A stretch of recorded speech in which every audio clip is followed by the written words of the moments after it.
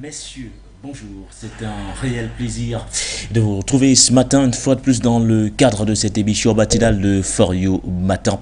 Ce matin, nous reviendrons sur le discours prononcé le 3 octobre 2022 en direct de Lomé par le lieutenant-colonel Paul-Henri Sandaogo Damiba.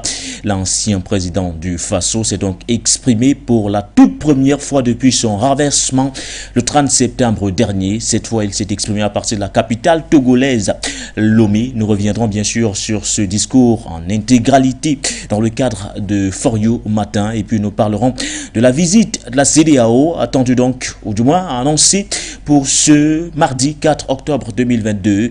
Une mission de la CEDEAO se rendra donc du côté du Burkina Faso ce mardi, initialement prévu pour le lundi 3 octobre 2022. Finalement, c'est ce mardi que cette mission arrivera donc de ce côté avec pour principal objectif de se rassurer que le calendrier préalablement adopté sous l'ère Paul-Henri Sandaogo Damiba sera bel et bien respecté par les nouvelles autorités de la transition du côté du Burkina Faso. Que faut-il donc réellement attendre de cette mission spéciale dépêchée par le président de la CEDEAO, le président d'ailleurs Umaro Sissoco Embalo? Nous en saurons un peu plus dans le cadre de cette émission de For You Matin. Voilà donc pour en parler ce matin. Ils seront deux invités en présentiel. J'accueille d'ailleurs le premier d'entre eux, c'est le docteur Sango. Il est politologue, il est internationaliste, il est expert des questions internationales certifié en langue et culture camerounaise. C'est également le consultant permanent de cette émission de For You Matin. C'est un plaisir une fois de plus de l'accueillir ce matin. Bonjour à vous, docteur Sango, et bienvenue. Bonjour Baudelaire, bonjour à tous les téléspectateurs de For You Media, fier d'être là ce matin encore pour la continuité du combat panafricain. Il sera également des nôtres dans un instant. Il s'agit d'Abdoul Dama en direct du Burkina Faso ce matin. Salif Nikieme sera également des nôtres. Il est activiste panafricain. Il viendra nous donner sa lecture, notamment sur la mission spéciale dépêchée par Umaro Sissoco Embalo, président en exercice de la CEDEAO du côté donc du Burkina Faso. La mission en elle-même sera conduite par la ministre bissau-guinéenne des Affaires étrangères. On reviendra longuement donc sur cette visite dans le cadre de cette émission de For You Matin. Les rubriques et les articulations de cette émission restent les mêmes. La revue de presse tout à l'heure bien sûr, et en toute fin d'émission, la culture avec Kwetu qui sera des nôtres bien avant de démarrer les échanges et surtout de revenir longuement sur ce discours prononcé en direct de Lomé par le lieutenant-colonel Paul-Henri Sandaogo Damiba. Prenons tout d'abord les informations. Âgé de 34 ans et loin d'être un novice, le capitaine Ibrahim Traoré, l'actuel président du Faso, rendu à sa deuxième expédition pour assainir l'appareil de l'État burkinabé, a décidé de prendre les rênes du pays afin que l'ordre revienne. Ainsi, dans un ton aussi calme que serein et martial, face au secrétaire général des ministères, Ibrahim Traoré s'est donné 3 mois avec son équipe pour réaliser et épurer ce que Damiba et les siens n'ont pas pu faire. Mais à la question de savoir si ce n'est pas prétentieux de sa part ou précipité, les avis récoltés ça et là sont divergents. Pour certains, il est plus qu'urgent pour le commandant de la première région d'artillerie militaire de Kosiam d'en finir avec la question du terrorisme, 60% du territoire burkinabé étant sous le joug des djihadistes. Pour d'autres, ceci est un message afin de mieux asseoir sa politique et de faire passer le message ainsi que les recommandations. D'aucuns estiment par ailleurs que la fonction de militaire requérant beaucoup d'éléments ajoutés à la charge présidentielle, ce timing s'avère être court pour le numéro 1 du MPSR, connaissant la situation du Burkina.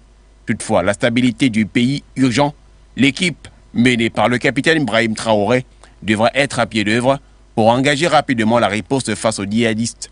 Le numéro 1 du Faso a d'ailleurs demandé au secrétaire général des ministères présents à sa rencontre de faire le point sur les véhicules pick-up disponibles dans les garages afin de donner un coup d'accélérateur à la mobilité des hommes sur le terrain. L'homme de la situation, comme on le voit au pays des hommes intègres, a bénéficié d'un puissant soutien, celui notamment du commandement militaire. Une rencontre entre Ibrahim Traoré et le chef d'état-major des armées, ainsi que des chefs des différents états-majors, a eu lieu le 2 octobre, en fin de soirée. Un coup de pouce pour ce militaire, en qui les attentes sont nombreuses. Mais d'ici à cette date, le capitaine Ibrahim Traoré doit d'abord faire face, tête haute, poitrine bombée, à la mission de la CEDEAO qui devrait séjourner à Ouagadougou au sujet de la transition.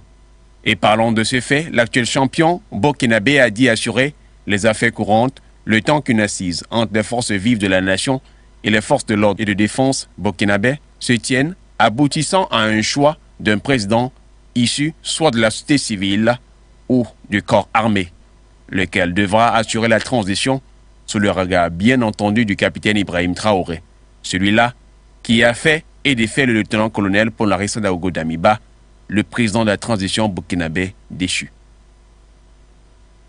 Renversé vendredi 30 septembre 2022 par un groupe de militaires, le lieutenant-colonel Paul-Henri Sandaogo Damiba a proposé dimanche sa propre démission, tout en posant 7 conditions qui ont été acceptées par le capitaine Ibrahim Traoré, ont annoncé dans une déclaration les médiateurs de cette crise.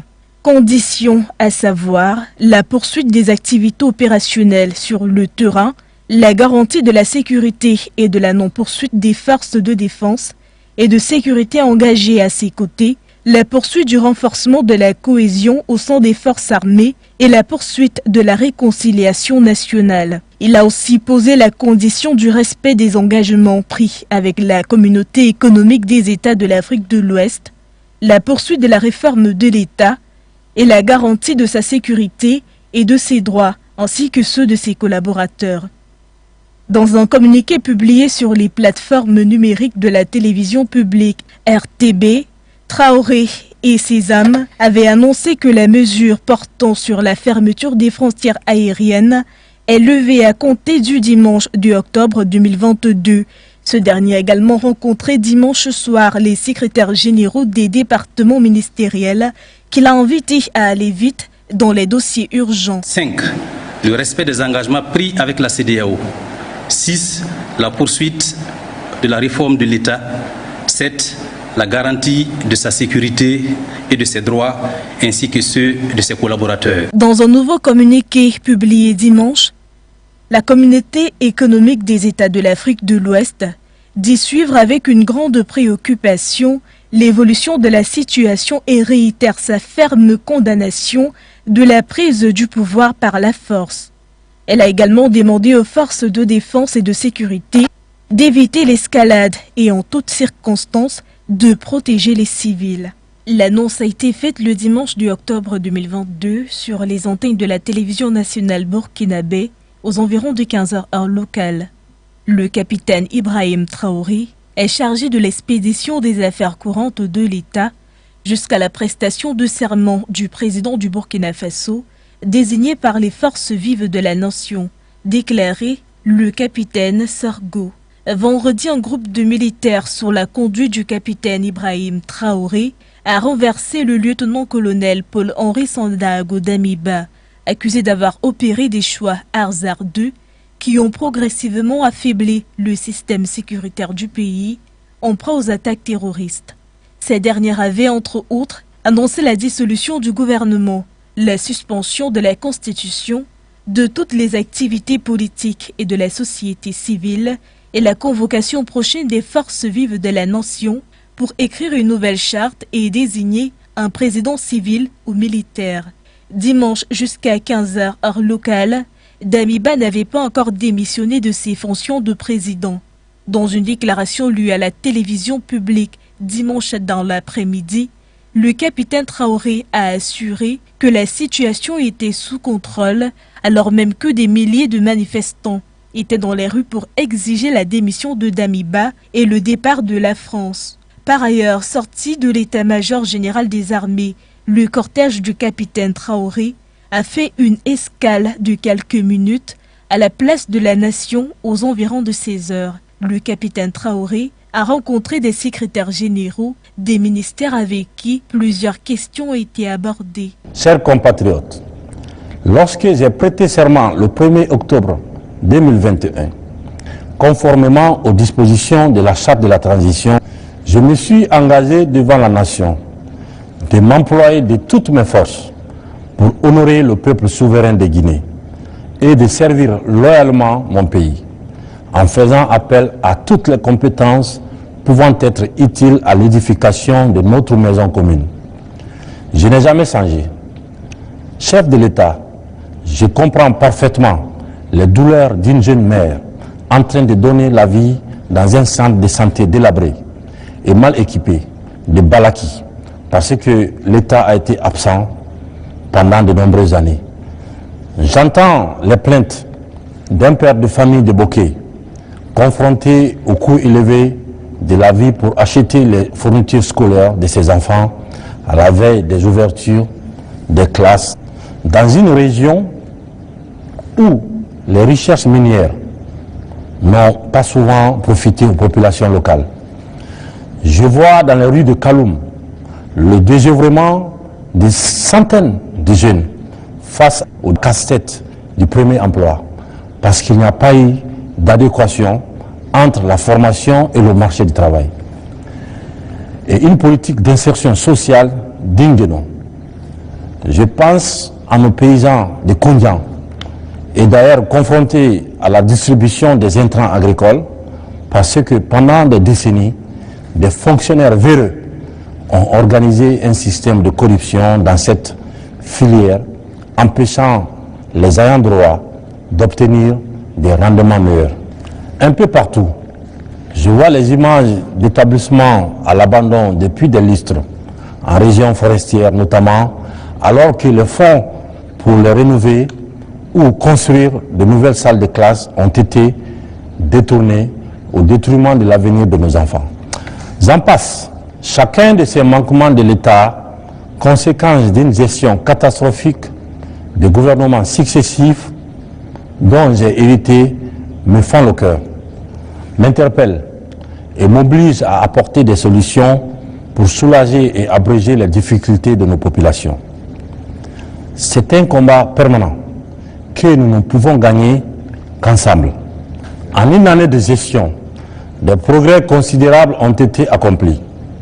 Des routes, des écoles, des hôpitaux, des points d'eau, des logements sociaux, des centrales électriques sont en construction partout dans le pays.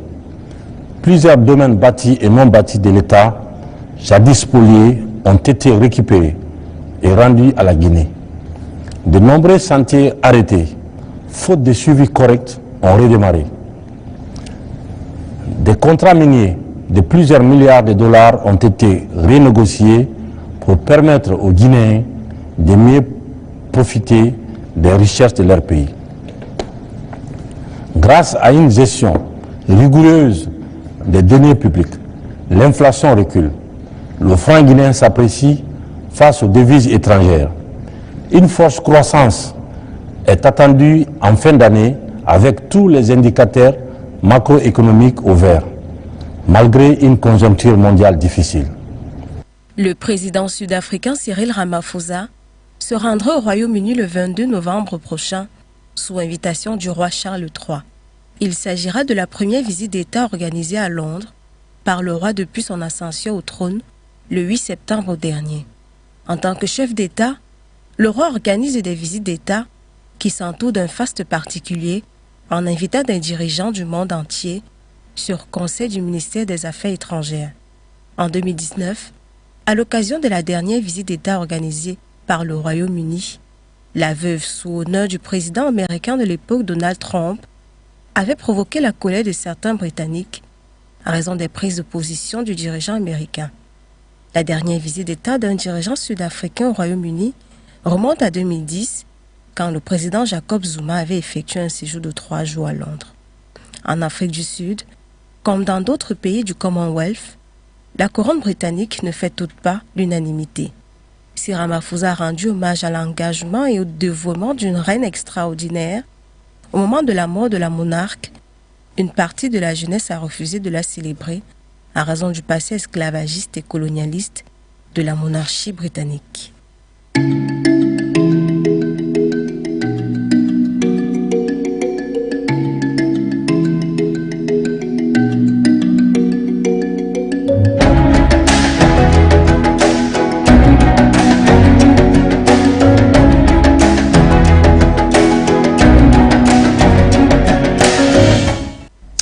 Merci à l'ensemble de l'équipe de la rédaction centrale de For You Media. Je rappelle bien sûr que ce matin, comme nous le soulignons à l'entrée de cette émission, à l'entame, nous prendrons juste après donc le discours prononcé en direct de la capitale togolaise Lomé par le lieutenant-colonel Paul-Henri Sandaogo Damiba, l'ancien président du Burkina Faso, qui pour la toute première fois depuis son renversement par le capitaine Ibrahim Traoré a donc prononcé un discours, s'est exprimé publiquement. Il s'agit également de sa première sortie publique depuis donc ce fameux renversement-là qui date bien sûr du 30 septembre dernier. Le lieutenant-colonel Paul-Henri Sandaogo Damiba donne son soutien indéfectible aux nouvelles autorités de la transition. Il s'est adressé au peuple burkinabé. Voici son discours. Chers compatriotes, l'avènement du MPSR en janvier 2022 a suscité plein d'espoir au sein de toutes les couches de notre population au point de nous aveugler sur les durs défis de la réalité de notre pays, des énormes efforts et des sacrifices à consentir collectivement pour mettre le pays sur les chemins du progrès et du renouveau. Après 8 mois de bataille sur les sentiers de la sauvegarde du territoire, de la refondation, les événements dramatiques de Gaskindé du 26 septembre 2022 ont servi de ferment à renforcer les incompréhensions, les tensions, les critiques au sein des populations, mais aussi au sein des forces, au lieu d'être un moment de deuil, d'introspection, d'autocritique, de diagnostic véritable de l'amère réalité de la lutte contre l'insécurité. C'est ainsi que depuis les nuits du 29 et 30 septembre, 1er octobre, avant même que nos morts n'aient pu être inhumés et que certains personnels affligés n'aient pu être désengagés du front, quelques unités de nos forces militaires, avec des sympathisants civils et politiques, mus par des motivations individualistes, subjectives, et se prévalant de certaines frustrations et revendications qui devraient pouvoir trouver des solutions dans d'autres cadres de concertation, ont convergé de manière massive vers les zones sensibles de la présidence du Faso, de la base aérienne 511, de la RTB et de certains domaines diplomatiques. L'objectif affiché était clair: interrompre la transition. Leurs actions ont occasionné au niveau de nos périmètres défensifs 2 morts, 9 blessés et des dégâts matériels. Après des efforts de dialogue, de concertation, devant les risques de division et de fracture au sein de notre armée, et considérant les motivations profondes de l'avènement du MPSR et l'intérêt supérieur du Burkina Faso, en toute conscience et en pleine responsabilité, j'ai renoncé pour compter de ce jour, 2 octobre, à ma fonction de chef de l'État, de président de la transition, après un dialogue avec les autorités coutumières et religieuses, avec le capitaine Ibrahim Traoré et avec le président en exercice de la CEDEAO, sur la base de 7 points d'accord. Premier point, que les nouvelles autorités poursuivent les activités opérationnelles sur le terrain.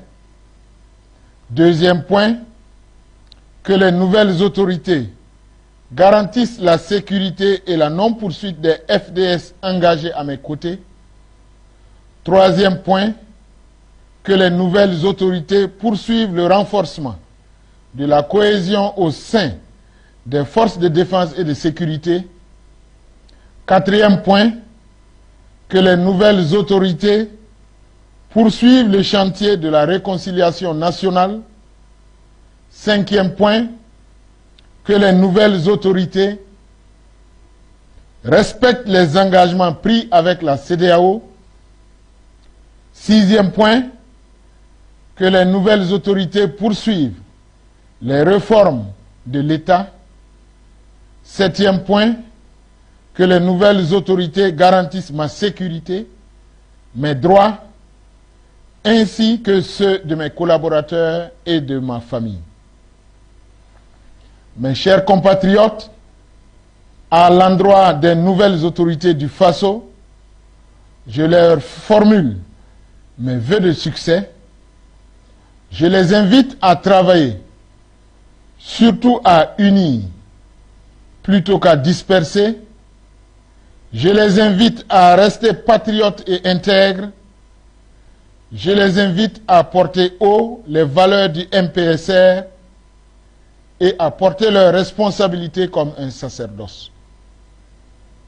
Je voudrais, avant de terminer, remercier du fond du cœur tous les acteurs et actrices au plan national et international, les garants et les sympathisants du mouvement patriotique pour la sauvegarde et la restauration, qui ont œuvré de manière sincère et désintéressée à la bonne marche de la première étape de la transition.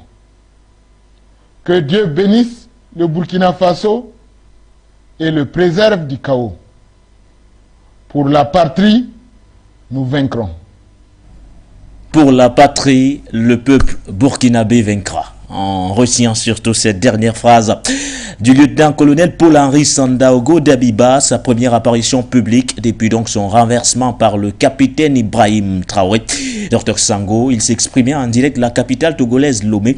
Une réaction, du moins une première réaction sur ce discours prononcé par l'ancien président du Faso, le lieutenant-colonel Paul-Henri Sandaogo Dabiba. Oui, je pense que depuis sa chute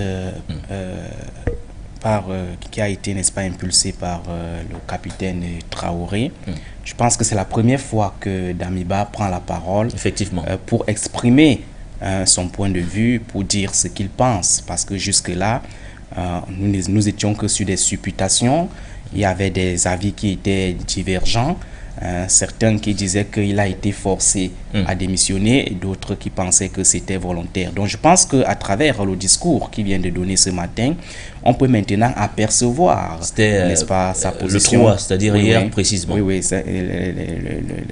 la bonne précision, n'est-ce pas, sur cette affaire.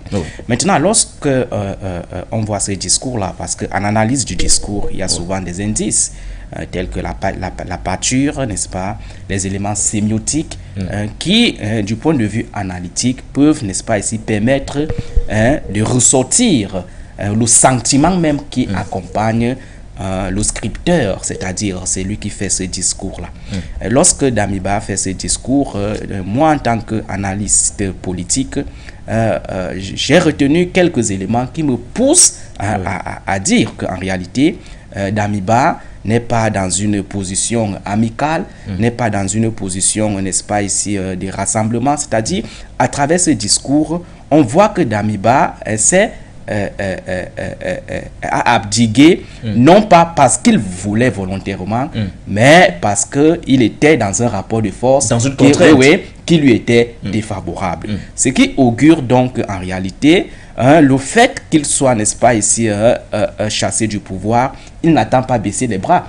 Il est dans une position où il va chercher soit à mettre en mal la dynamique sécuritaire impulsée par son capitaine Ibrahim Traoré, soit à revenir au pouvoir. Parce que dans son discours, j'ai retenu des éléments. Il y a un élément qui est au début de son discours et un élément qui est à la fin, c'est-à-dire la fin du discours. Il a dit dans son discours que certaines personnes, certains hommes de l'armée, mus par des ambitions individualistes, d'accord, subjectives. Donc cela montre que Damiba ne veut pas reconnaître que en réalité son débarquement a été tout simplement la conséquence de son mauvais résultat sur le terrain. Lui ne s'inscrit pas dans ça. Or, la cause même épicentrique de son débarquement, c'est le fait qu'il n'a pas pu donner les résultats sur le terrain. Mais lui, il s'inscrit dans une autre dynamique où il dit de manière officielle que ces gens-là l'ont chassé du pouvoir pour des causes individualistes subjectives. Donc, il a également terminé son discours en disant que la patrie ou la mort, nous vaincrons. D'accord? Dans ce nous-là, d'accord? C'est un nous, comment dirais-je? C'est quoi? C'est inclusif? Ce n'est pas un nous inclusif. C'est un nous qui est beaucoup plus...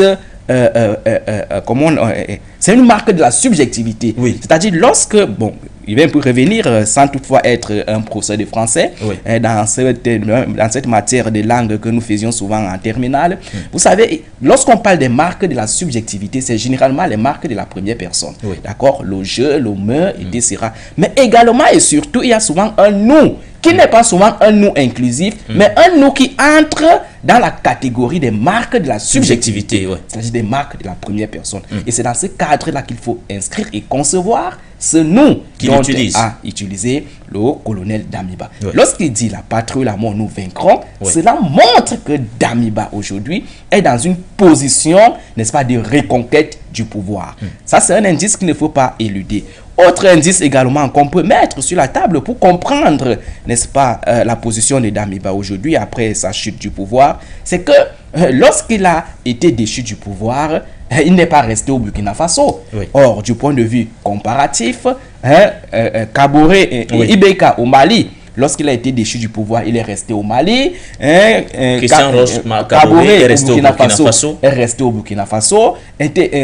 Alpha Condé est resté en Guinée-Conakry. Pourquoi donc lui, après sa chute, s'est précipité de sortir de son pays pour aller à l'étranger? Donc il faut comprendre à partir de là que ce sont des indices qui participent à une construction d'un rapport de force qui pourrait soit mettre à mal la dynamique du capitaine Traoré, soit revenir au pouvoir. Et il ne faut pas également éluder le fait que Damiba, c'est quelqu'un qui était de plus en plus en phase avec les organisations d'intégration sous-régionale telles que la CEDEAO, telles que la dynamique même extérieure. C'est quelqu'un qui avait, n'est-ce pas, ce consentement-là, cet accompagnement-là. Donc, lorsqu'il se replie du côté du Togo, c'est peut-être avec le consentement et l'appui de cette organisation sous-régionale qu'est la CEDEAO. Donc, pour moi, en tant qu'analyste, je vois tout simplement à travers ce discours de Damiba,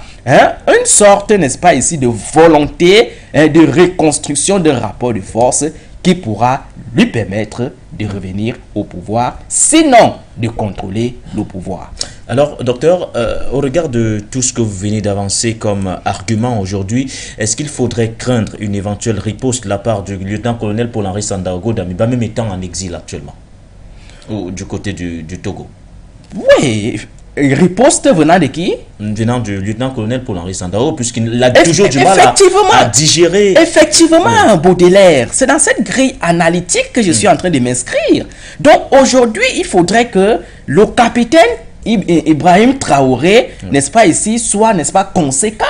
Qu'il sache que le fait que Damiba soit allé au Togo, se soit réfugié au Togo, n'augure pas sa tranquillité. D'accord? Il doit suivre ce problème avec beaucoup de parcimonie. C'est pour cela que de son côté également, le président et le capitaine Traoré doit également participer à construire un rapport de force qui lui permettrait d'être en sécurité, du moins d'empêcher au président, au colonel Damiba, de pouvoir nuire sa transition, de pouvoir réinstaurer un nouveau chaos au Burkina Faso. Donc, moi, je suis plutôt en train de mettre sur la table des indices qui montrent que dans les jours à venir, si rien n'est fait, le colonel Damiba est en train de préparer une riposte Autrement dit, une contre-offensive pour revenir au pouvoir. Voilà.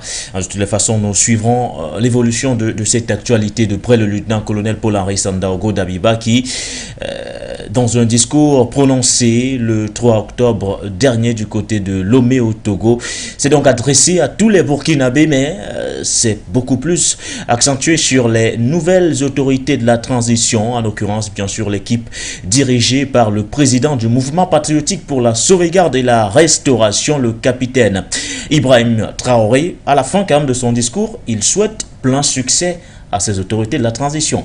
Oui, comme toujours, la communication, comme toujours, c'est un signe communicationnel qui montre en réalité que bon, pour rester dans le politiquement correct et pour rester également dans les règles de civilité, il est obligé de le faire. Mais vous savez que cette expression de salutation-là frise souvent beaucoup plus la duplicité, l'hypocrisie de la personne même qui exprime ce discours. Parce que lorsque vous connaissez les valeurs qu'incarne une personne, vous pouvez déjà déduire si ces salutations sont sincères ou si ces salutations ne sont pas sincères. Oui. Mais lorsqu'on voit donc qui est Damiba, les valeurs qu'il partageait, le comportement qu'il affichait lorsqu'il était au pouvoir, la duplicité dans ses discours, vous savez que c'est quelqu'un qui n'arrivait pas à prendre position de manière officielle face à des problématiques majeures qui traversaient le pays.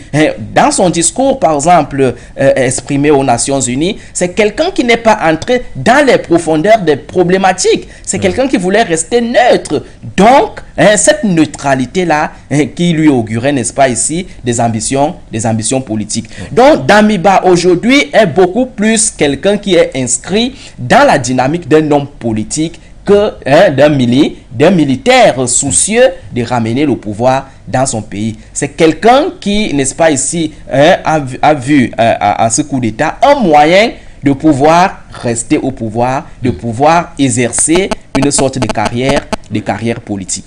Merci à vous, Dr Sango. L'occasion pour nous de prendre effectivement notre thématique de ce mardi avec cette mission de la CEDEAO annoncée donc officiellement du côté de Ouagadougou. Initialement prévue pour le lundi 3 octobre 2022, c'est finalement pour ce mardi 4 octobre qu'aura donc lieu cette visite de la mission de la CEDEAO, une mission dépêchée par le président en exercice de l'institution sous-régionale. Il s'agit du président Bissau-guinéen, Umaru Sissoko Embalo.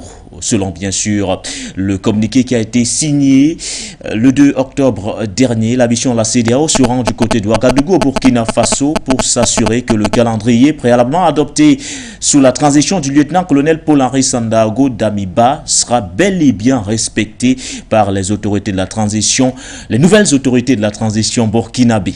Nous allons dans un premier temps.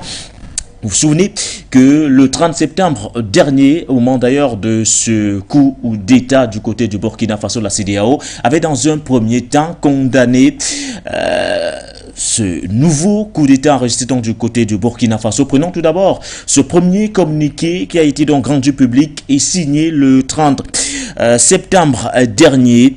On le prend à l'instant d'ailleurs sur vos différents écrans. Communiqué de la commission de la CEDEAO sur la situation sociopolitique au Burkina Faso. La communauté économique des États de l'Afrique de l'Ouest condamne avec la plus grande fermeté la prise de pouvoir par la force qui vient donc de s'opérer. C'était le vendredi 30 septembre 2022 au Burkina Faso. La CEDEAO trouve inopportun ce nouveau coup de force au moment où des progrès ont été réalisés grâce à la diplomatie et aux efforts de la CEDEAO pour un retour méthodique à l'ordre constitutionnel au plus tard le 1er juillet 2024. La CEDEAO réaffirme son opposition sans réserve à toute prise au maintien au pouvoir par des moyens non constitutionnels et exige le respect scrupuleux du chronogramme déjà retenu avec les autorités de la transition pour un retour rapide à l'ordre constitutionnel au plus tard le 1er juillet 2024. La CEDEAO met en garde toute institution, force ou groupe de personnes qui, par des actes empêcherait le retour programmé à l'ordre constitutionnel ou contribuerait à la fragilisation de la paix et la stabilité du Burkina Faso et de la sous-région. La commission de la CEDEAO reste donc saisie de l'évolution de la situation. Le communiqué a été fait à Abuja le 30 septembre 2022. D'ailleurs de la CEDEAO, l'institution donc sous-régionale du côté de l'Afrique de l'Ouest.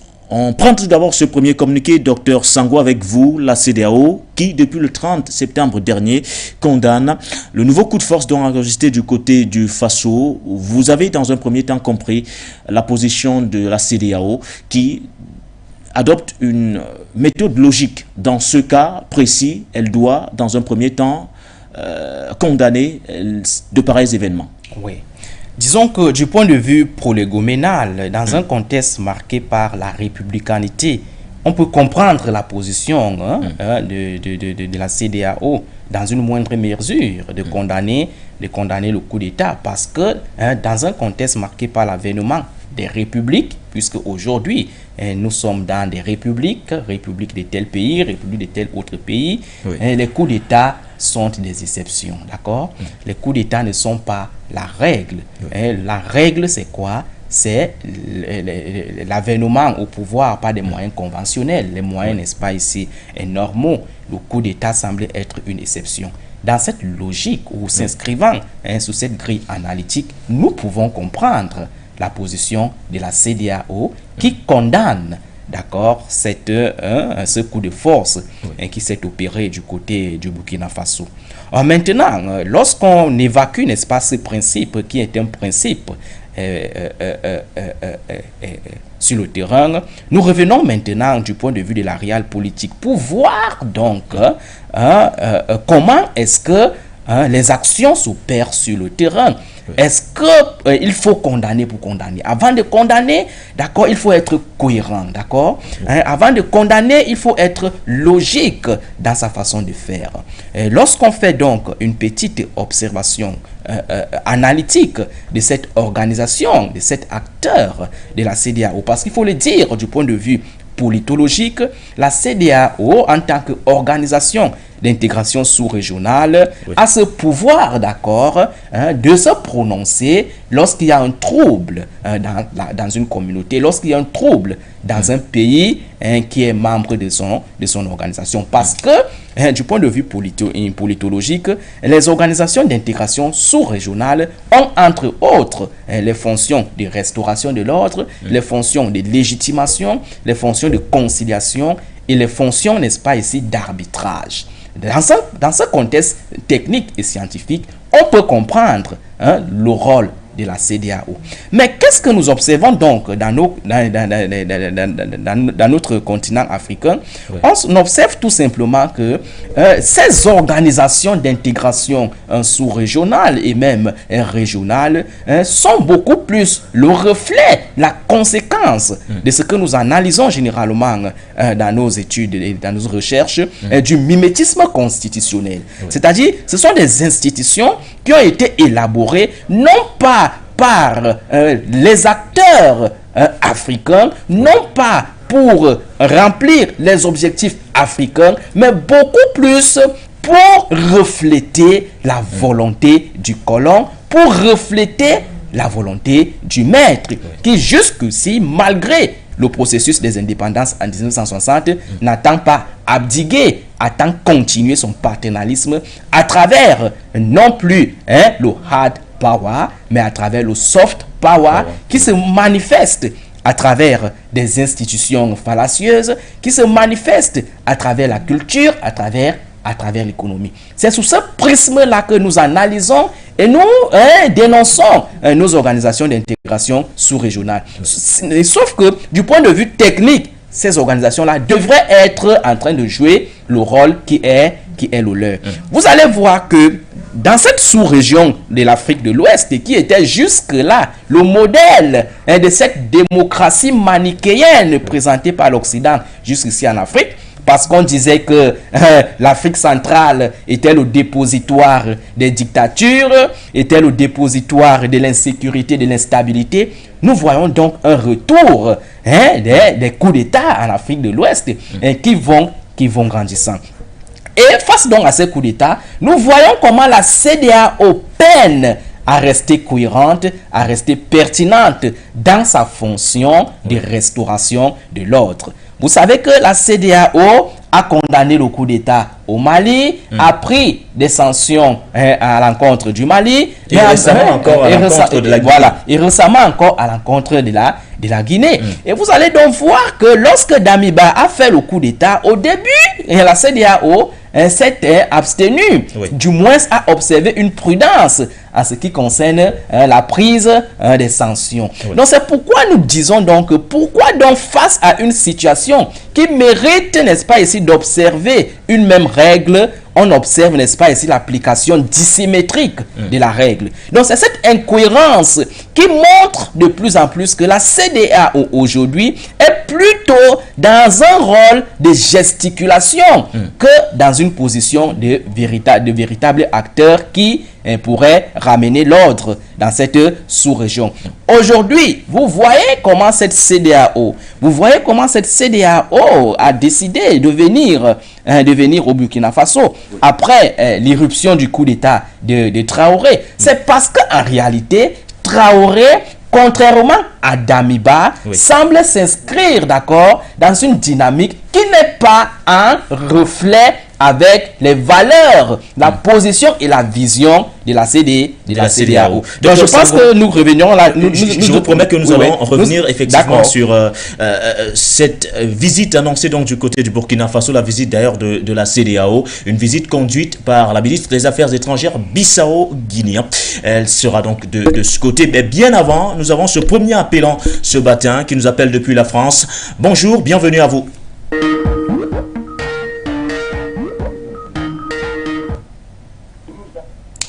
Allô, bonjour et bienvenue à vous. Allô? Oui, bonjour monsieur, bienvenue. Oui, je voulais participer à l'émission. Oui, allez-y, vous êtes en direct, vous êtes à l'antenne. Je m'appelle M. Ouedraogo Mamadou. Oui, monsieur Ouedraogo. Voilà. Oui. C'est à Cameroun, c'est ça? Oui, effectivement. Voilà, c'est juste pour dire que le nouveau président, il faut qu'il arrête de répondre les téléphones, tout, parce que c'est pas bon pour lui, quoi. Monsieur Ouedraogo. Oui. Vous avez un avis particulier sur la thématique de ce matin concernant la visite annoncée de la CEDEAO du côté de Ouagadougou au Burkina Faso? Ouais. Oui, allez-y, nous vous écoutons. Mais bon, je pas l'avis des visites, c'est juste que il faut qu'il reste tranquille, le président, quoi. De nouveau président. En fait, pour l'instant, il est le président du mouvement patriotique pour la sauvegarde de la restauration. Il n'est pas encore président du Faso. Ah, d'accord. Donc, qui n'a qu'à se protéger, sinon, ça ne sera pas bien pour lui. Ah, d'accord. Merci à vous, monsieur Ouedraogo, et surtout bonne journée. Merci, au revoir. Au revoir. Docteur Sango, nous parlions de cette condamnation d'entrée de la CEDEAO. C'était le 30 septembre dernier, ce communiqué qui condamne le nouveau coup de force du côté du Burkina Faso. Nous savons depuis janvier 2022, depuis le 24 janvier 2022, avec l'arrivée du lieutenant-colonel Paul-Henri Sandaogo Damiba. Jusqu'à présent, le Burkina Faso n'est plus membre de la CEDEAO parce que les règles logiques dans une situation pareille, un climat sociopolitique difficile avec les autorités de la transition ne permettent pas que des pays comme le Mali, la Guinée ou encore le Burkina soient encore sous l'égide de la CEDEAO.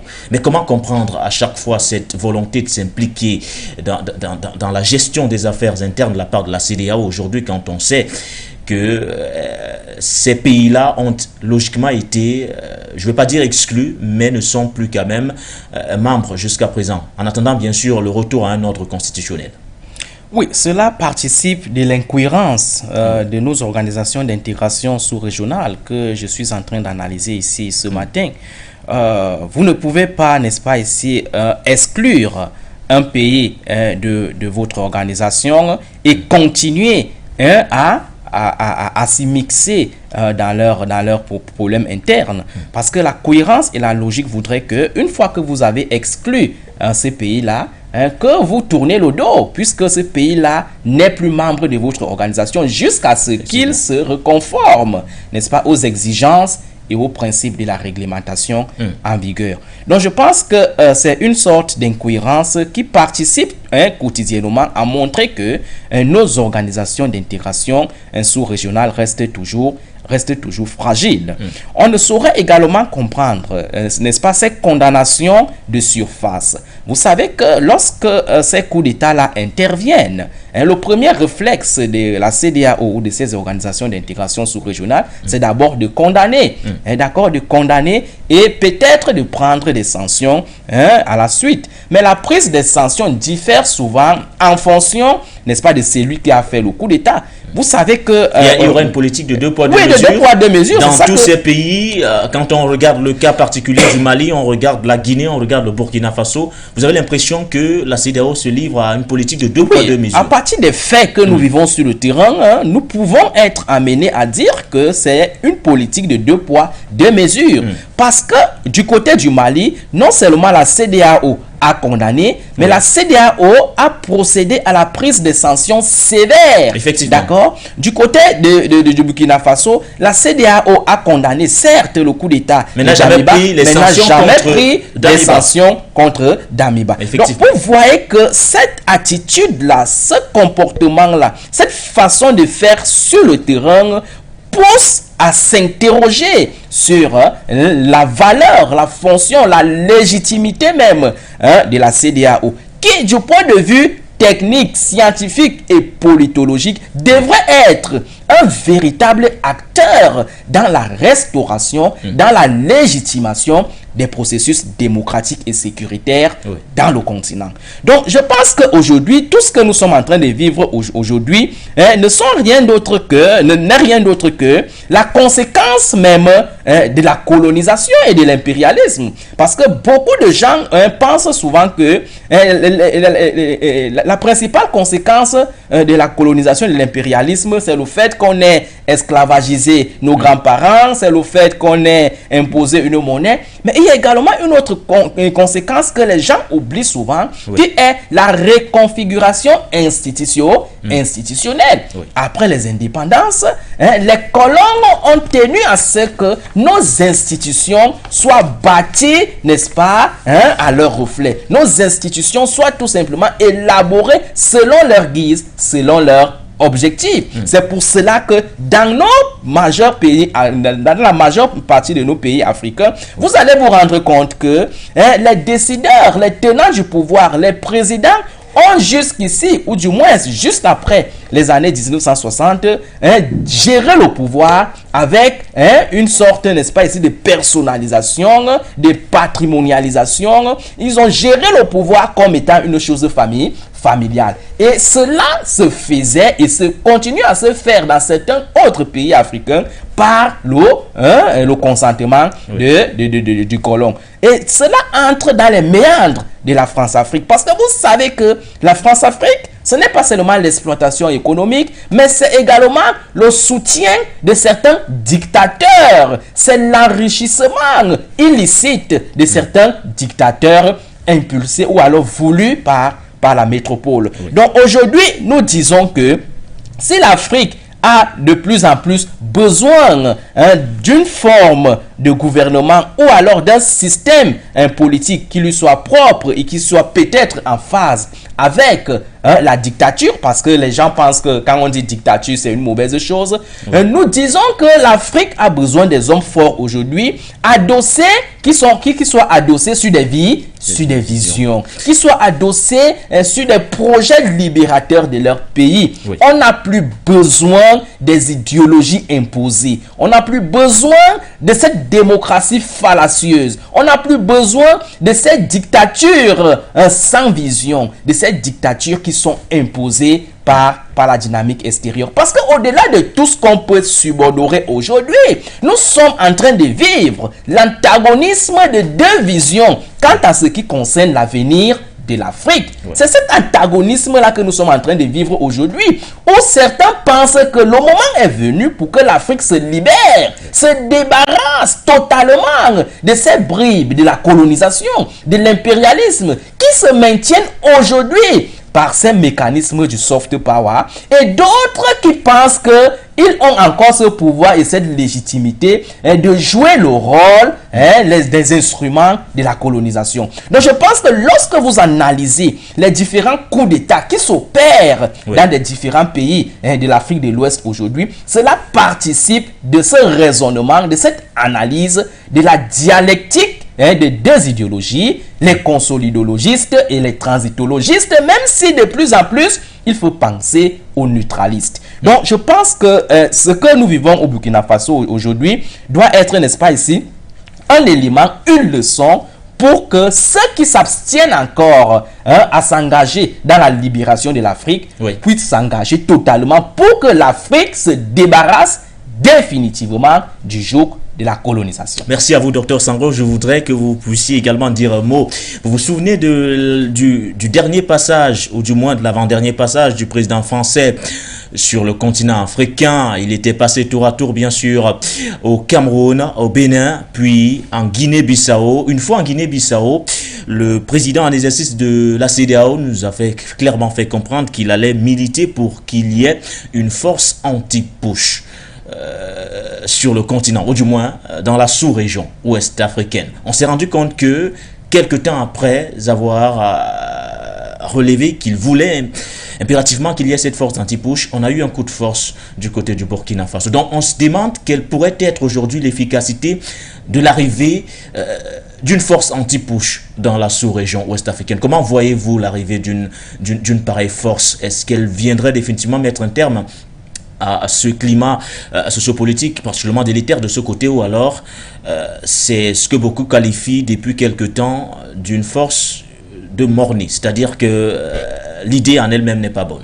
Que servirait une force anti-push dans un continent où les pays ne parlent pas avec unanimité, où les pays ont du mal à se mettre ensemble sur des petites problématiques? Que servirait une force anti-push dans un continent où les points de vue restent divisés quant à ce qui concerne la construction et la puissance du continent?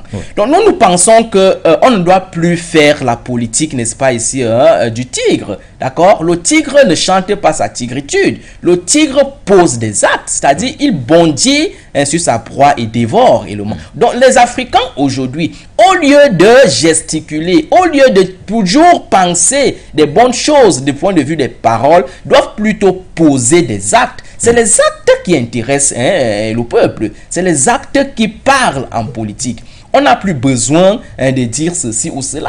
On sait que le problème de l'Afrique aujourd'hui, la solution de l'Afrique aujourd'hui passe par la convergence des rapports de force qui aboutira à la mise sur pied de l'unité. C'est de ça qu'il est question. Donc il faudrait que de plus en plus les pays africains travaillent dans ce sens-là. Or, vous allez voir nos organisations d'intégration sous-régionale, puisque l'unité en réalité passe d'abord et commence d'abord par ces regroupements régionaux. Lorsqu'on analyse ces processus d'intégration sous-régionaux de nos différents organes d'intégration sous-régionale, vous allez voir que ça pose problème, ça n'avance pas suffisamment, puisque un des éléments de l'intégration, c'est l'économie. Lorsque vous analysez ces organisations d'intégration sous-régionale, la libre circulation n'est même pas de mise. Il y a certains pays qui sont, n'est-ce pas ici, pour la libre circulation, d'autres qui en sont réfractaires, d'autres qui sont pour le passeport, d'autres qui... Donc, les petites choses devraient d'abord commencer par requérir l'unanimité des pays avant de s'attaquer aux grandes choses. C'est les petits actes posés sur le terrain qui participent à la réalisation du grand objectif global qui est l'unité de l'Afrique. Tant que les Africains ne comprendront pas ça, ils seront toujours des victimes. Ils seront toujours, n'est-ce pas ici, des éléments de la politique du diviser pour mieux régner. Docteur, je voudrais qu'on revienne définitivement donc sur cette visite annoncée avec le communiqué que vous aurez à l'écran à l'instant d'ailleurs. Ce communiqué qui annonce donc officiellement l'arrivée de la mission de la CEDEAO du côté du Burkina Faso afin bien sûr de rencontrer les nouvelles autorités de la transition pour s'assurer du respect scrupuleux, je vais dire, du calendrier préalablement donc adopté sous l'ère lieutenant-colonel Paul-Henri Sandaogo Damiba. Communiqué numéro 3 sur la situation du Burkina Faso. La communauté économique des États de l'Afrique de l'Ouest a suivi avec préoccupation l'évolution de la situation au Burkina Faso depuis le 30 septembre 2022.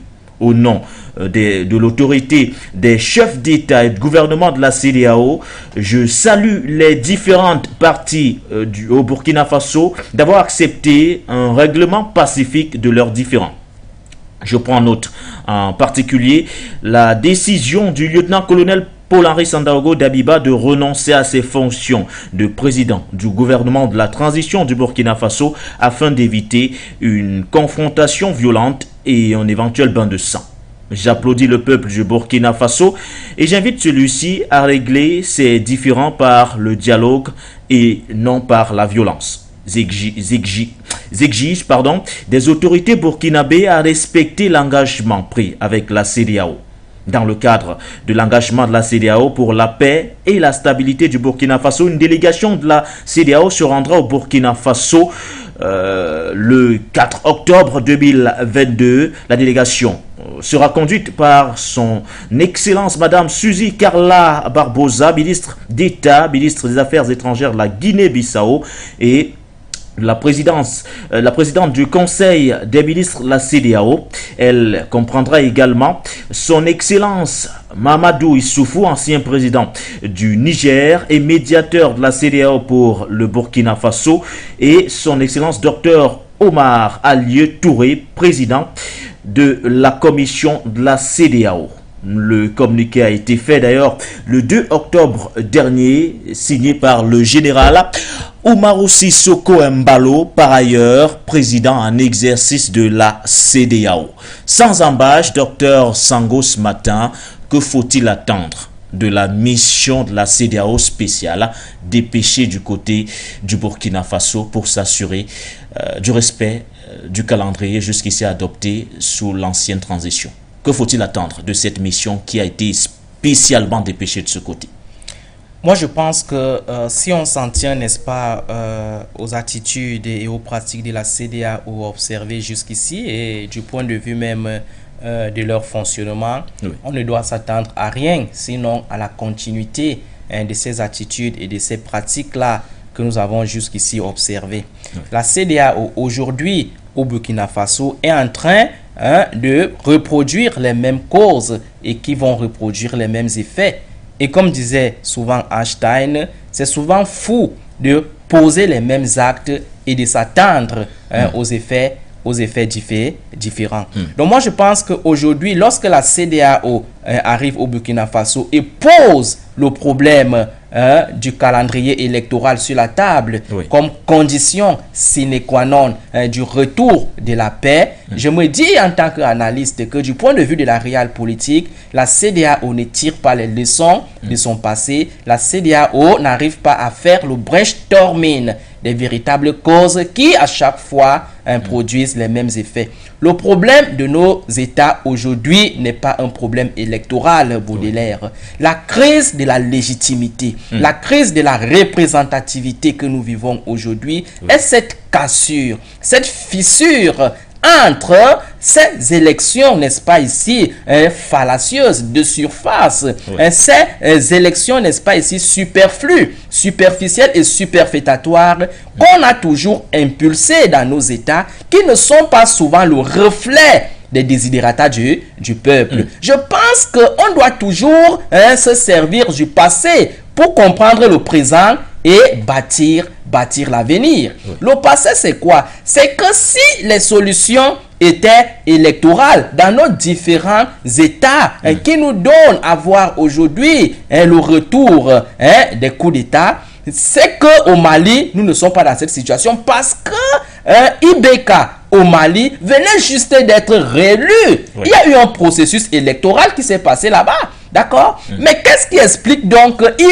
irrésistiblement après son élection qu'il soit chassé du pouvoir par la population? Ça veut dire que le problème est ailleurs? Ça veut dire que le problème est ailleurs et que la CEDEAO, qui a, n'est-ce pas, ici en son sein, des lettrés, des hommes d'État qui ont, n'est-ce pas, ici des expertises aussi avérées, se penche de plus en plus vers d'autres causes pour comprendre que si nous en sommes encore aujourd'hui à ce désordre-là, à la continuité de ce coup d'État-là, de cette violence-là, ça veut dire que, par voie de conséquences, la solution n'est pas beaucoup plus électorale. Donc moi je pense que la CEDEAO aujourd'hui ne veut pas s'inscrire dans cette dynamique-là. Et elle ne veut pas s'inscrire dans cette dynamique-là, ce n'est pas à cause d'elle. On comprend pourquoi elle ne peut pas s'inscrire dans cette dynamique-là. C'est parce qu'en réalité, elle n'est pas souveraine. Il ne faut pas avoir peur de le dire. Parce qu'une organisation qui ne s'autofinance pas, une organisation qui ne pense pas d'elle-même, ne peut pas prendre une décision de manière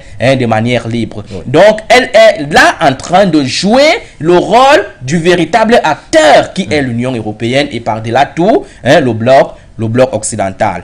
Il faudrait que les gens de plus en plus sachent que le problème dans ces trois pays, et qui est même également le même problème dans presque tous les pays de l'Afrique aujourd'hui, c'est que c'est le sécuritaire qui doit déterminer, ou du moins qui détermine nos politiques aujourd'hui. Ce n'est plus comme avant, où c'est le politique qui va déterminer le sécuritaire. Aujourd'hui, nous sommes dans un processus, n'est-ce pas, de l'envers, où c'est le sécuritaire qui doit déterminer le politique. Or, lorsqu'on voit la CEDEAO, c'est le politique. Et c'est également l'un des reproches que nous faisons à nos organisations d'intégration sous-régionales, qui sont beaucoup plus des organisations des chefs d'État, des chefs de gouvernement, que des organisations des peuples. Or, on aurait souhaité que ces organisations-là soient plutôt des relayeurs de ce que pense le peuple. Je vous assure, le jour où les acteurs africains bâtiront ces organisations d'intégration sous-régionale en prenant en compte la dynamique peuple dirigeant, vous verrez que ces organisations-là commenceront à donner des résultats sur le terrain. Donc, lorsque la CEDEAO, qui est cette organisation beaucoup plus politique qu'économique, arrive au Burkina Faso et impose l'argument du calendrier électoral, moi je me dis, nous sommes là en train de nous orienter vers les mêmes causes qui produiront les mêmes conséquences. Donc aujourd'hui au Burkina Faso, et ça me permet également de dire un mot sur le capitaine Traoré, qui est en train de vouloir s'inscrire dans ce processus électoral. Il doit comprendre que il a accepté. Et cette acceptation-là, j'espère que c'est beaucoup plus politique. Parce que s'il a accepté volontairement de se plier à cette exigence électorale, de faire en 3 mois ce que Damiba n'a pas pu faire en 8 mois, soit il est prétentieux, soit il veut se livrer dans le jeu de la CEDEAO. Il faudrait qu'il sache et qu'il comprenne de plus en plus que le temps au Burkina Faso aujourd'hui n'est pas un temps calendaire. On ne doit pas parler du calendrier, ce n'est pas ça qui est important. Le temps est linéaire et cette linéarisation passe par l'implémentation des actes concrets sur le terrain. Il doit se rapprocher du colonel Goïta au Mali pour comprendre le secret et la méthode. C'est ce que Goïta est en train d'impulser au Mali. Lui-même, il avait dit que son objectif au Mali est essentiellement sécuritaire. C'est ça qui est prioritaire pour lui.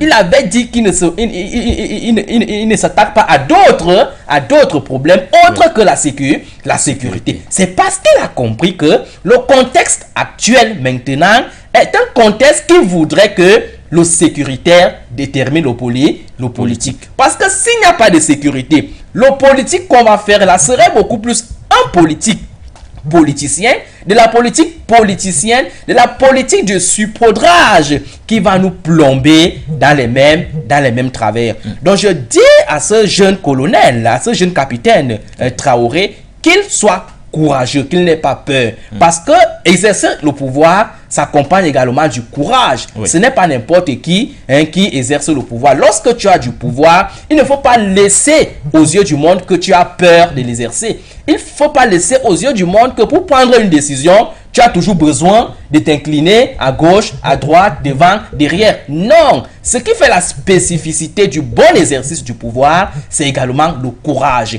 la liberté, la licéité de prendre une décision et d'assumer cette décision. Je pense que c'est ce que le colonel Goïta est en train de faire du côté du Mali. Lorsqu'il prend une décision, il a mûri. Lorsqu'il prend une décision, il se rassure que la décision qu'il veut prendre entre non seulement dans l'intérêt de son pays, mais également s'inscrit en phase des desiderata du peuple. Parce qu'aujourd'hui, tout ce que les dirigeants feront et qui seront en déphasage de la population et du peuple, n'est-ce pas, ne pourra plus aboutir. Il faudrait que Traoré, n'est-ce pas, recouvre ce courage, qui ne laisse pas l'impression qu'il a peur, qui ne laisse pas l'impression qu'il est téléguidé par X ou Y, qu'il montre à ses acteurs de la CEDEAO qu'il est capable d'accompagner la libération de son pays, qu'il est capable d'impulser une dynamique sécuritaire, quel que soit le temps que cela pourra prendre. Parce que la priorité n'est pas électorale. On sait que ces organisations-là, en imposant les élections, ils veulent tout simplement organiser une élection pour mettre un civil qui serait, n'est-ce pas, contrôlé par eux et qui fera leur jeu sur le terrain. Il faut d'abord ce qu'on appelle la refondation de l'État. La refondation de l'État qui passera par le brainstorming de tous les problèmes qui ont annihilé le décollage économique de ces États. On doit passer sous le crible d'une analyse critique tous ces problèmes, les analyser l'un après l'autre avant de mettre sur pied une nouvelle constitution qui partira cette fois-ci sous les nouvelles bases, les bases qui reflètent la volonté, l'environnement, la sociologie, la culture et l'anthropologie de ces pays. Vous demandez, Dr Sango, au capitaine Ibrahim Traoré d'être courageux, de ne pas se laisser emballer par cette mission de la CEDEAO aujourd'hui en le poussant dans un processus électoral qui pourrait être fatal pour le peuple burkinabé. Mais est-ce que vous n'avez pas l'impression qu'en faisant preuve de ce courage-là, il se soumettrait aux éventuelles sanctions?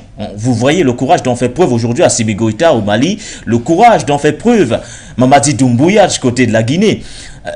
Est-ce que vous n'avez pas l'impression qu'en faisant preuve de ce courage-là, derrière, les sanctions pourraient tomber? Oui, ce qui est sûr, ces sanctions-là vont arriver. Mais on a vu l'impuissance de ces sanctions-là. Ces sanctions-là, on fait quoi? Que valent les sanctions face à la recherche et à la sauvegarde des intérêts de la population? Face à la libération d'un peuple qui est resté jusque-là englouti dans un carcan qui l'empêche de se développer.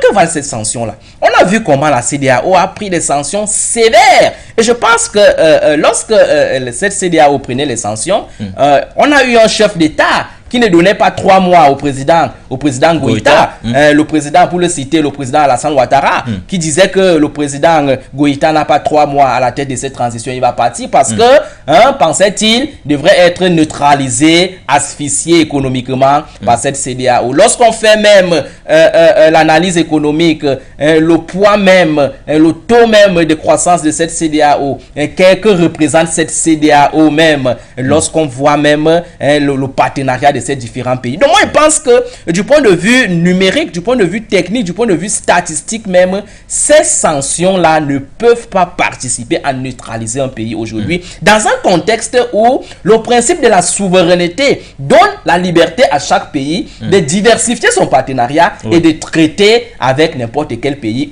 aujourd'hui. Vous avez vu que la prise des sanctions du côté du Mali a permis au Mali de développer d'autres stratégies qui lui ont permis jusqu'ici de se maintenir et d'être même prospères aux yeux du monde. Donc moi je pense que le capitaine Traoré ne doit pas avoir peur de ces sanctions-là, parce que ces sanctions-là ont montré leur inefficacité dans un passé récent, qu'il doit, n'est-ce pas, ici s'en inspirer pour voir qu'en réalité, son courage ne doit pas être subordonné à cette peur de sanctions. Oui.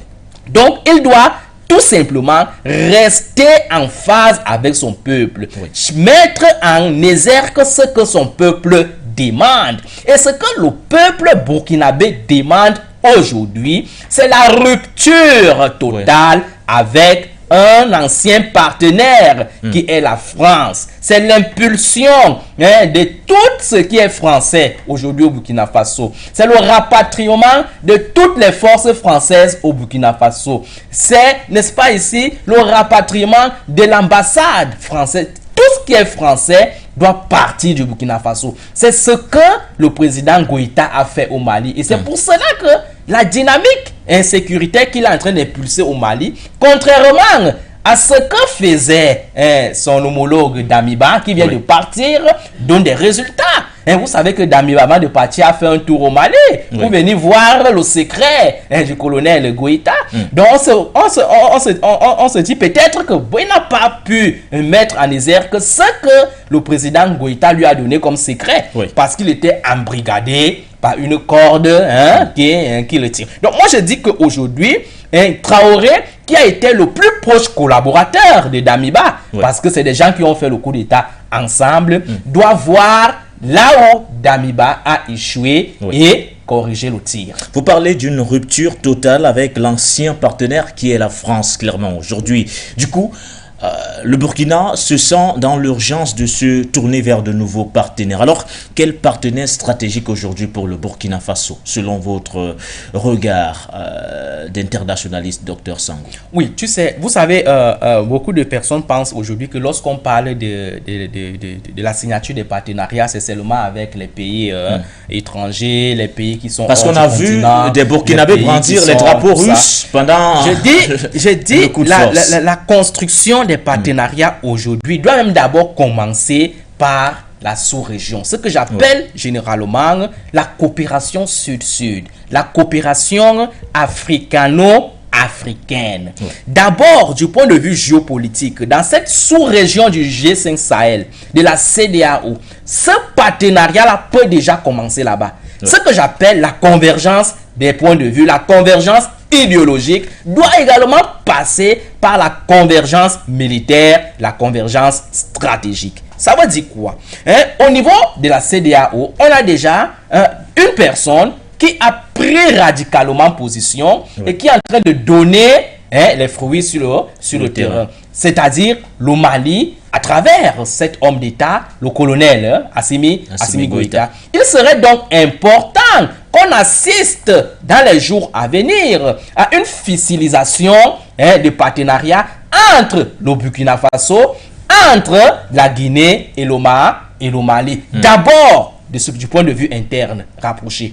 D'accord? À partir donc de ce rapprochement idéologique, militaire, stratégique, ces pays pourront également se projeter vers l'aspect international, sinon régional, c'est-à-dire sortir de la CEDEAO. Ils pourront également chercher à capter d'autres pays africains qui sont en phase avec l'idéologie qu'ils sont en train d'implémenter. Maintenant, se projeter vers l'international. À l'international, maintenant, on peut voir les pays qui ont jusqu'ici combattu avec sincérité le terrorisme. Parce qu'il faut le dire, l'un des éléments du maintien du terrorisme dans le monde et dans les États aujourd'hui, c'est que le terrorisme s'accompagne avec ce que j'appelle souvent la duplicité, l'hypocrisie internationale. Beaucoup de ces partenaires-là avec lesquels l'Afrique a fait jusqu'ici, du moins, ces partenaires qui ont été ici les partenaires centraux de l'Afrique, ont joué ce rôle d'hypocrisie et de duplicité internationale, d'accord? C'est-à-dire faire semblant de combattre le terrorisme, mais en l'entretenant au même moment. Or, nous avons, à côté de ces autres partenaires, d'autres partenaires qui ont fait preuve dans la lutte contre le terrorisme. Et lorsque je parle de preuve ici, je parle en tant qu'analyste pour dire que nous ne parlons pas des faits imaginatifs, nous parlons des faits qui peuvent se vérifier dans le passé, sur le terrain, pris dans des initiatives elles-mêmes concrètes. Lorsqu'on prend par exemple un partenaire comme la Russie, on a vu que partout où la Russie est passée, et a décidé de combattre le terrorisme, elle a combattu véritablement.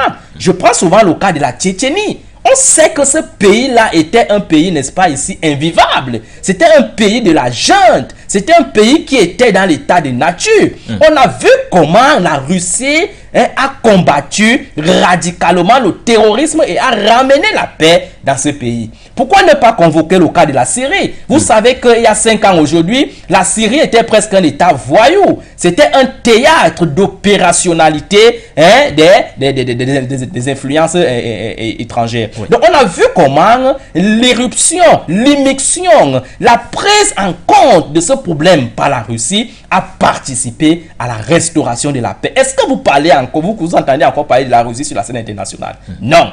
Aujourd'hui, on voit que partout où un tel partenaire s'est engagé, il y a eu des résultats. Donc, je pense que les pays africains...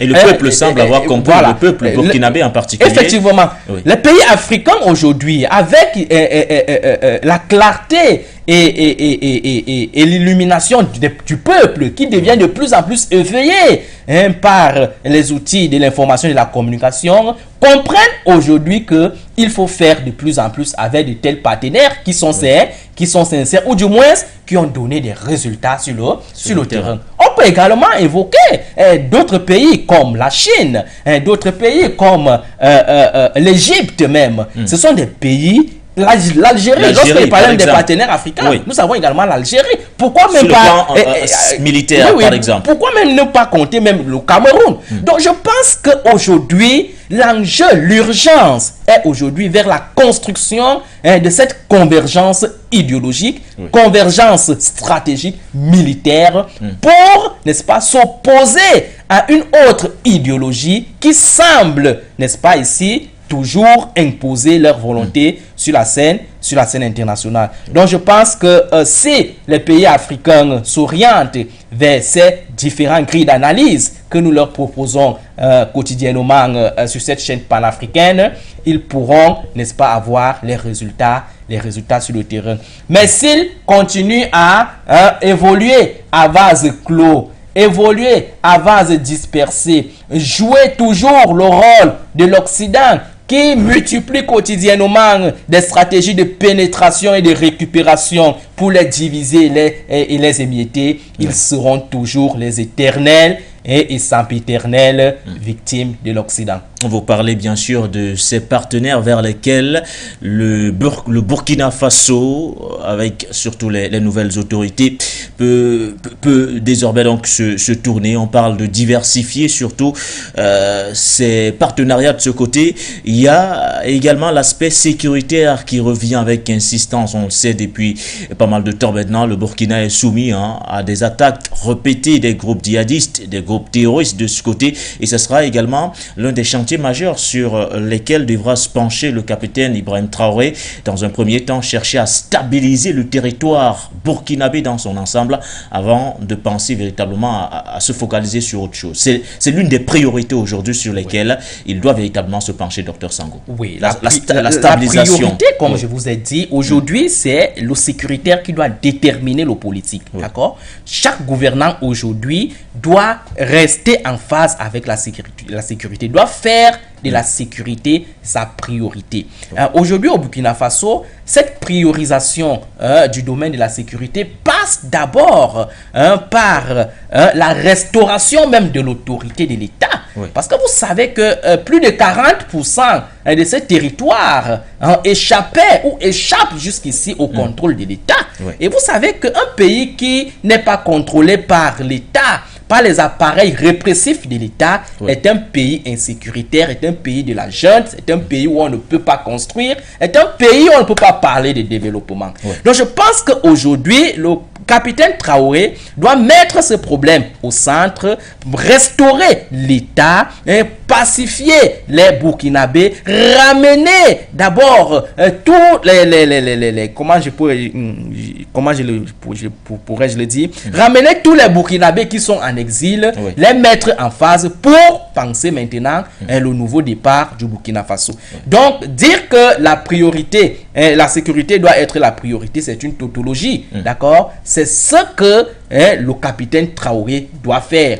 Il doit, n'est-ce pas, ici s'inspirer de ce que son grand frère est en train de faire du côté du Mali. Il doit prendre les leçons, il peut même dupliquer ce qui se passe du côté du Mali au Burkina Faso, parce que les réalités restent les mêmes, la sociologie reste les mêmes, les causes restent les mêmes, les enjeux restent les mêmes. Les enjeux restent les mêmes. On parle bien sûr de ces chantiers sur lesquels doit donc rapidement se pencher le capitaine Ibrahim Traoré. Que dire du dossier Thomas Sankara? Parce que c'est également l'un des dossiers aujourd'hui sur lesquels les Burkinabés portent un regard particulier. Nous le savons, sous la transition du lieutenant-colonel Paul-Henri Sandaogo Dabiba, il avait tenté une médiation avec, bien sûr, 3 anciens chefs d'État afin de trouver une solution probante au terrorisme du côté du Burkina Faso. Il avait fait ramener au pays Blaise Compaoré. Il a également invité sur la même table l'ancien président du Burkina Faso, Jean-Baptiste Ouédraogo. Malheureusement pour le lieutenant-colonel Paul-Henri Sandaogo Dabiba, cette rencontre-là n'a jamais porté de fruits probants. Que dire aujourd'hui du dossier Thomas Sankara? Docteur Sango, on le sait, c'est un dossier particulièrement sensible pour les Burkinabés. Non seulement sensible, mais central lorsqu'on analyse le champ politique burkinabé aujourd'hui, parce que vous savez que le dossier Sankara est l'un des dossiers qui oppose les Burkinabés. C'est un des dossiers où le peuple burkinabé demande depuis près de 35 ans aujourd'hui que la justice soit faite. L'une des erreurs que le président Traoré ne doit pas commettre, c'est de s'inscrire dans la dynamique de ses prédécesseurs qui ont embrigadé la justice, qui n'ont pas laissé la justice faire son travail. Vous savez que si Damiba est arrivé au pouvoir, c'est parce que Kaboré avait voulu s'attaquer à ce dossier-là. Il avait ouvert ce dossier-là et il a conduit qui avait conduit à la condamnation de Blaise Compaoré, qui s'est réfugié, de Gilbert Diendéré etc. Et cela a soulevé l'ire de la puissance occidentale, parce que vous savez que Blaise Compaoré et ses partisans n'étaient que des exécutants.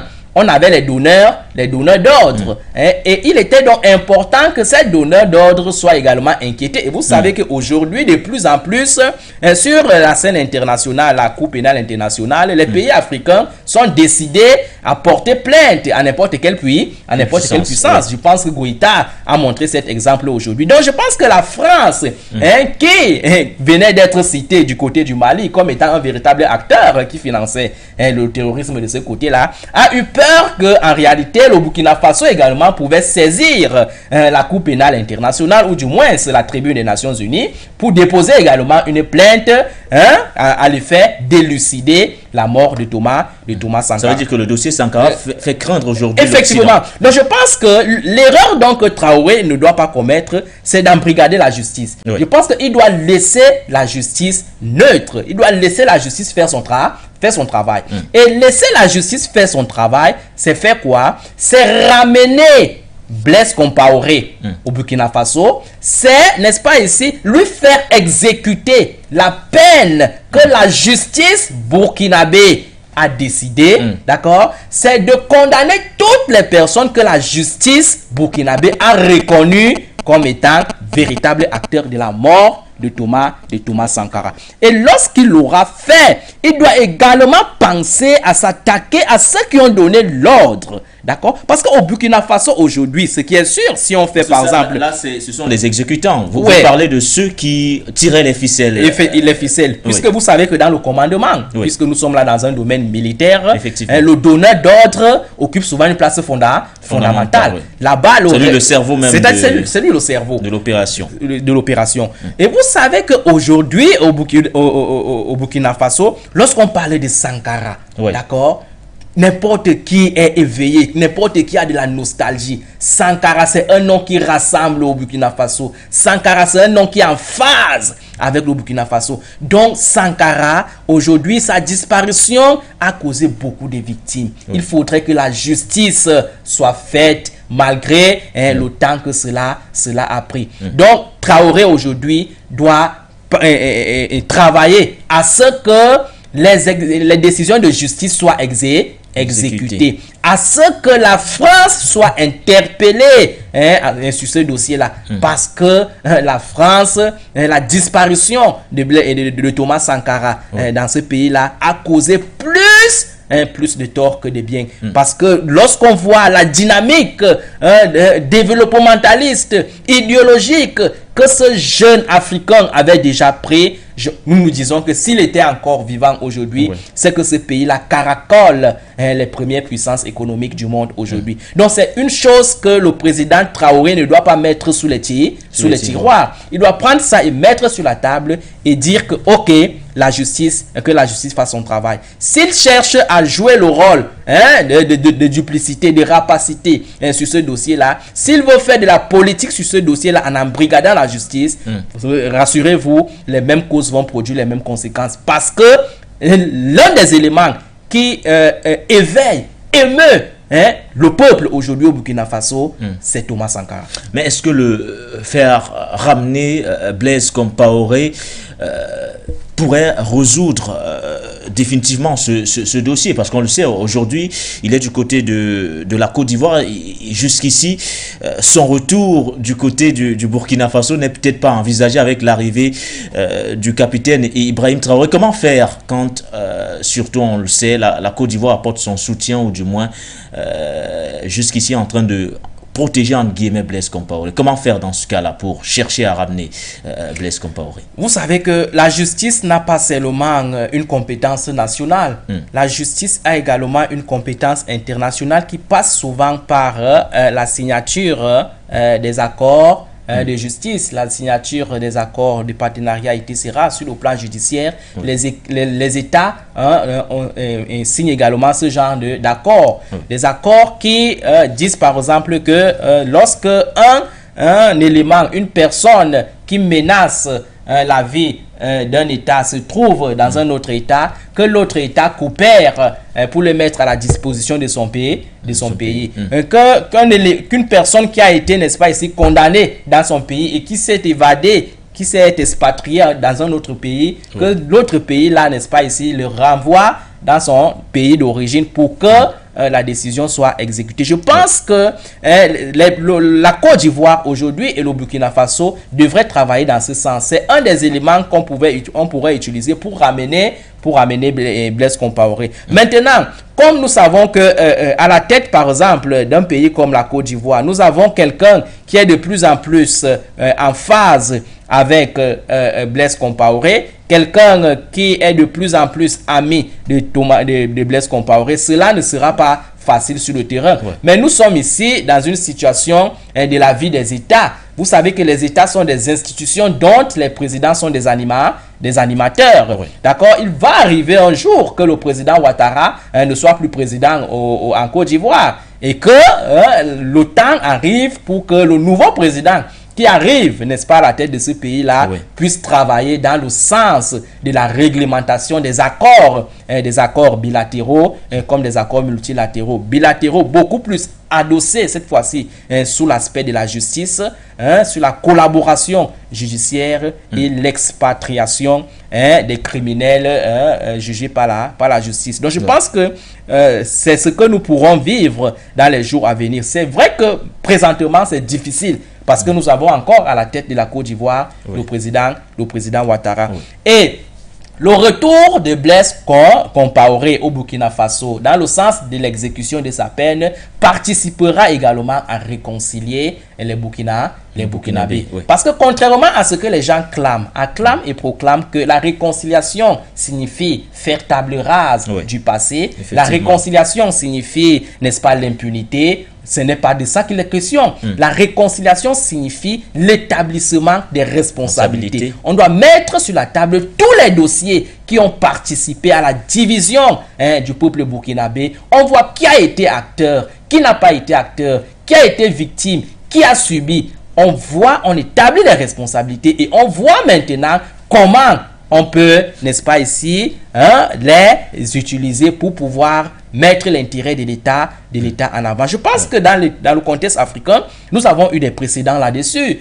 Lorsqu'on voit par exemple l'Afrique du Sud aujourd'hui, c'est un modèle, n'est-ce pas, que le Burkina Faso pouvait, n'est-ce pas, ici s'inspirer, s'en inspirer pour pouvoir reproduire son processus de réconciliation. Donc aujourd'hui, les gens ne doivent pas penser que lorsqu'on parle de réconciliation, ça veut dire qu'on doit fermer les yeux sur ce que X ou Y a fait dans le passé. Non, on doit plutôt mettre, n'est-ce pas ici, le doigt sur ces problèmes-là pour que ces problèmes-là soient, n'est-ce pas ici, résolus de manière définitive. Mettre sur pied des bases qui permettront à ce que les mêmes causes ne se reproduisent plus dans l'avenir. Donc je pense que le Burkina Faso, comme la Côte d'Ivoire, parce que vous savez que même du côté de la Côte d'Ivoire, il y a également un processus de réconciliation qui peine encore à se déclencher. Je pense qu'il faudrait que ces deux pays, tous les acteurs de ces pays-là travaillent dans ce sens-là, dans le sens, n'est-ce pas, de mettre sur la table, de faire le brainstorming de tout ce qui a causé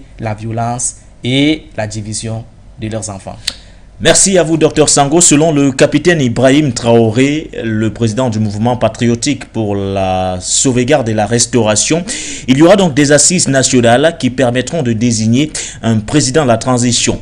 Selon vous, Dr Sango, quel serait, à votre avis, le bon profil? Compte tenu du contexte, faut-il un président de la transition civile ou alors un président de la transition militaire du côté du Burkina Faso? Vous connaissez ma position là-dessus et j'insiste là souvent là-dessus pour dire que en fait, le profil, d'accord, qu'il soit militaire ou civil, importe peu. Ce qui est important, c'est la vision, d'accord? Il faudrait que les présidents africains et les chefs d'État africains, le peuple africain travaille dans ce sens pour dire que le profil même qu'il faut privilégier dans le choix de nos dirigeants doit être un profil adossé sur une vision, sur une idéologie qui est portée par le peuple, sur une idéologie qui soit capable de libérer le peuple aujourd'hui. Maintenant, que cette idéologie-là soit adossée sur un civil comme sur un militaire, je pense que les deux sont des enfants de l'Afrique, les deux sont des personnes qui peuvent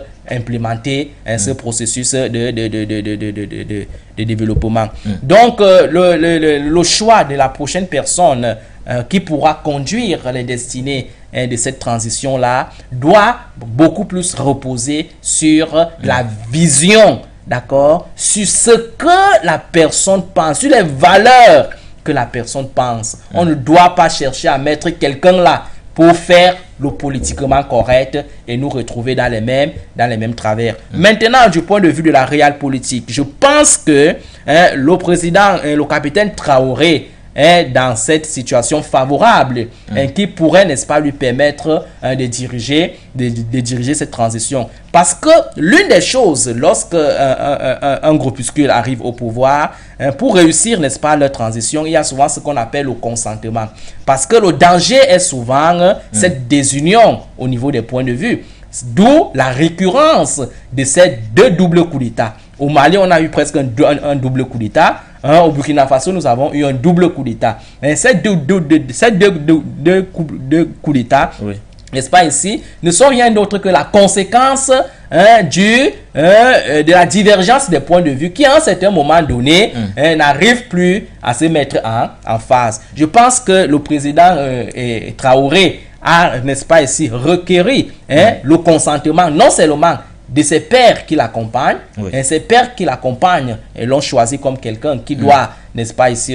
c'est une bonne stratégie aujourd'hui de vouloir s'appuyer sur des personnes plus expérimentées. Puisqu'il annonce des assises nationales, c'est-à-dire des assises qui pourront réunir quand même tout le monde, où chacun aura la possibilité de s'exprimer sur le profil du président de la transition. C'est une très bonne méthode parce que si cette méthode-là n'est pas observée, on risque de s'acheminer vers un troisième coup d'État, d'accord? C'est-à-dire on risque de s'acheminer vers un scénario où les points de vue seront divisés à un certain moment donné. Donc je pense que le président Traoré à ce profil-là. Et comme nous sommes en train de dire ici que le contexte est beaucoup plus dans le sens où c'est le sécuritaire qui détermine le politique, Traoré étant un militaire, Traoré étant quelqu'un qui étaient de plus en plus sur le terrain. Parce qu'il faut le dire, contrairement à Damiba, qui était un bureaucrate, qui était quelqu'un des bureaux climatisés, Traoré, c'est quelqu'un qui était au front. Et vous savez que l'un des éléments du front, c'est la maîtrise du terrain. Donc je pense que Traoré, les réalités du terrain, Traoré aujourd'hui peut travailler dans ce sens-là. Parce qu'il ne faut pas oublier, l'un des éléments qui a également participé à la chute du président Damiba, c'est la non-reformation de l'armée. Vous savez que cette armée burkinabé était presque divisée. Il y avait presque deux armées. Il y avait l'armée des bourgeois et l'armée des prolétaires. C'est-à-dire l'armée des prolétaires, c'était des gens qui partaient au front et on les oubliait même là-bas. Ils n'avaient pas le ravitaillement, ils n'avaient pas le renseignement, pas de primes, etc., etc.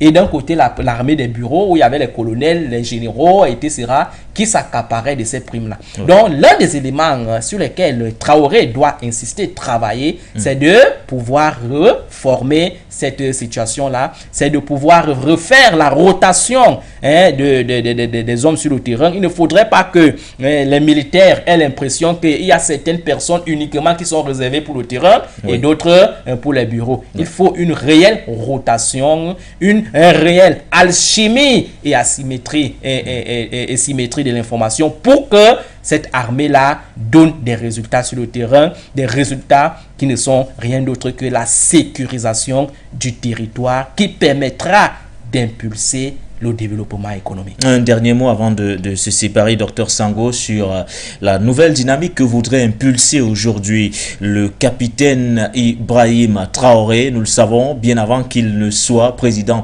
du mouvement patriotique pour la sauvegarde de la restauration, son âge avait été remis en cause. Mais on se rend compte que sur le terrain jusqu'à présent, les initiatives qui sont prises sont pratiquement louables. Il avait promis que la rentrée scolaire serait effective du côté du Burkina Faso le lundi 3 octobre 2022 et hier effectivement la rentrée scolaire a été effective de ce côté. Un dernier mot sur le modèle de gouvernance qu'il voudrait impulser aujourd'hui, même si parfois certains diront qu'il est un peu trop tôt pour apporter une appréciation. Je pense que ceux qui mettent de plus en plus l'argument de l'âge du capitaine Traoré sur la table sont des gens qui veulent, n'est-ce pas, ici, orienter les gens vers la diversion. C'est-à-dire, on veut désorienter les visions des populations de l'essentiel sur l'accessoire. L'essentiel aujourd'hui, c'est la vision, c'est la capacité de Traoré d'apporter la sécurité au Burkina Faso. Le problème n'est pas l'âge. Et vous savez que même sur ce problème d'âge-là, qui est en train d'être instrumentalisé aujourd'hui, et nous savons que c'est beaucoup plus la gérontocratie, c'est-à-dire ces anciens généraux, capitaines, colonels, qui ont été formés dans des écoles de Saint-Cyr en France, etc., qui veulent, n'est-ce pas, ici, surfer sur cet argument d'âge pour mettre à mal la capacité des Traoré d'impulser la dynamique. Le problème n'est pas l'âge. Vous savez que nous sommes en Afrique et l'anthropologie africaine, c'est une anthropologie qui voudrait que le roi reste le roi, même s'il a 2 ans, c'est le roi, même s'il marche sans caleçon, c'est le roi. Donc, l'âge n'est pas un problème. Même du point de vue de l'Antiquité, nous avons vu au Japon un prince qui a régné à 11 ans, Mutsuhito, d'accord? Il a été porté à la tête d'un pays à 11 ans parce qu'on savait que c'est lui qui avait la légitimité, c'est lui qui était capable de conduire les destinées du peuple. Donc aujourd'hui, Traoré doit rester focus sur ce qu'il pense, d'accord, sur ce qu'il peut, n'est-ce pas, ici, mettre sur pied pour impulser la dynamique du côté du Burkina Faso. Il doit rester de plus en plus en phase avec le peuple. Parce que tout ce qu'on fait pour le peuple, sans le peuple, on le fait contre le peuple. On le fait clairement contre le peuple. En tout cas, le message, il est passé. Le message adressé donc ce matin par le docteur Sango au capitaine Ibrahim Traoré, le président du mouvement patriotique pour la sauvegarde et la restauration.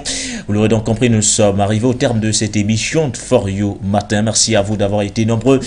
En direct, bien sûr, sur For You Télévision, en relais sur la 96.3 FM. Pour vous qui nous avez suivis, bien sûr, dans la ville de Douala, via, bien sûr, cette fréquence-là. Pour vous qui nous avez également suivis via nos différentes plateformes Facebook ou encore YouTube, merci à vous, portez-vous bien. Les programmes se poursuivent sur la meilleure des télévisions, celle qui porte une vision différente sur le monde. a un compte.